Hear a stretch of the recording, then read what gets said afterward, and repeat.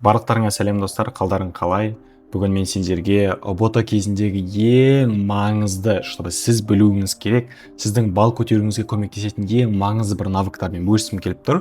Мұқият тыңдаңыз, дәптер қаламыңызды қазір әзірлеп алыңыз. Дәл видео барысында тоқтатып отырып жазып отырыңыз. Бұл өте маңызды.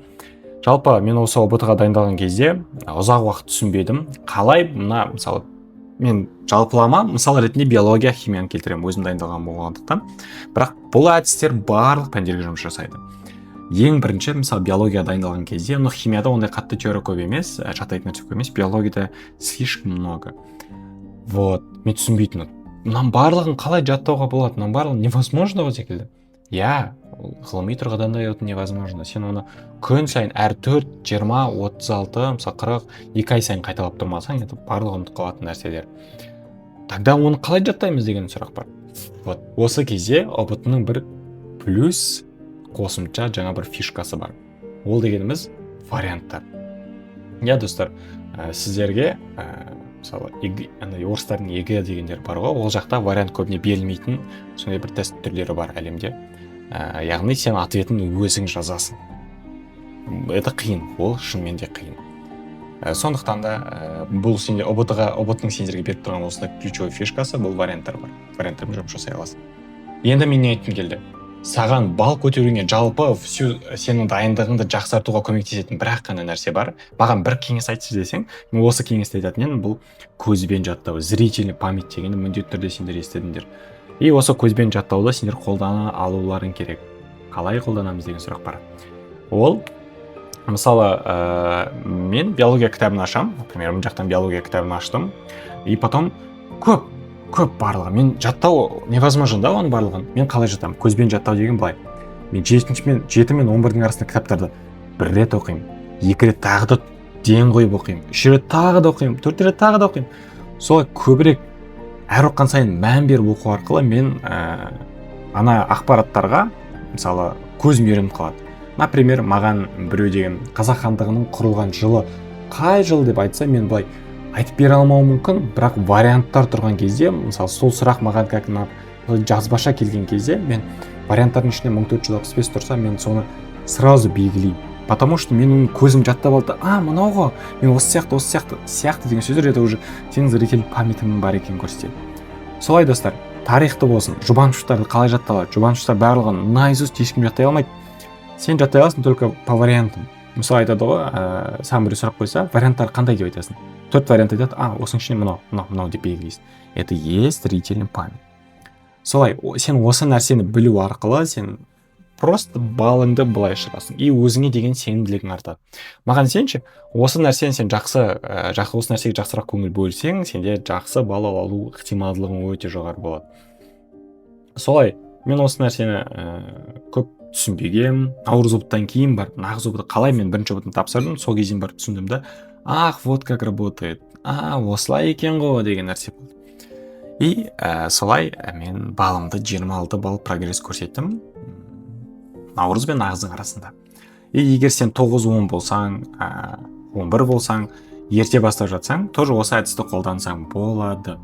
Көзбен жаттау, конспект жазамыз, конспекттерді қайталаймыз. И потом мен қазір марафон жүргізіп жатырмын. Марафоным, яғни балл көтеру прогресс марафоны, трансформация деп аталады. Ол жақта біздер, яғни оқушылар келеді, біз олардың дисциплинасын прокачать етеміз, бірге нұсқалар талдаймыз, чтобы олар жақсы балдарын көтеру үшін. И вот осы кезде өзімнің марафонымда бір қыз бар. Ол қыз 10-шы сыныптан бастап дайындалған екен ұбт-ға, бірақ әзірге балы әлі 100-ден аспаған. Бұл боль, бұл осындай бір жаман ощущение менде де болған. Мен 9-дан бастап дайындалсам да мен наурызда 100 алмадым да, 100-ден плюс алмадым. Бұл маған қатты тиді. Знаете, бұл причинасы неде?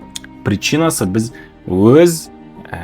өзімізден қашамыз, өзімізбен жеке сұхбатқа түсуден қашамыз. Яғни, мен дайындалып жүрмін ғой, мен оқыдым ғой, білем ғой, оқыдым ғой, 10-шы сыныпта оқыдым, тағы да қайталадым деген секілді. Сон барлығы обман, өз-өзіңіздің самообман. Оны қалай жеңеміз? Жеңу үшін сіздер регулярность қоюларыңыз керек. Яғни, бүгін оқыдыңыз ба, бүгін мысалы биологияны аяқтадыңыз ба, ертеңнен бастап барлығын қайталап отырыңыз. Осы апта 7-ші класты қайталаңыз, келесі апта 8-ді, 9-ды, 10-ды қайталамасаңыз, достар, ол білімнің сіздерге қажеті болмайды, ол білім естен шығып кетеді, долго времени памятьта сақталмайды оның барлығы. Сондықтан да сіздердің алған білім, андай айтады ғой, бизнесті ашу бір бөлек, оны сақтап қалу бір бөлек деген. Абыройды құру бір бөлек, оны сақтап қалу бір бөлек деген. Осы секілді сөздер бар ғой. Сол секілді ұбт-да сол да жұмыс жасайды. Ақпаратты алу бір бөлек, оны сақтап қалу бір бөлек. Сондықтан да сіздерге айтады кеңесім, чтобы алған ақпараттарыңызды естен шығарып алмас үшін әрқашан қайталап отырыңыздар. Сосын 140 балға қалай жетеміз деген осындай бір сұрақтар болады. Мен айтатын барлығы возможно, достар.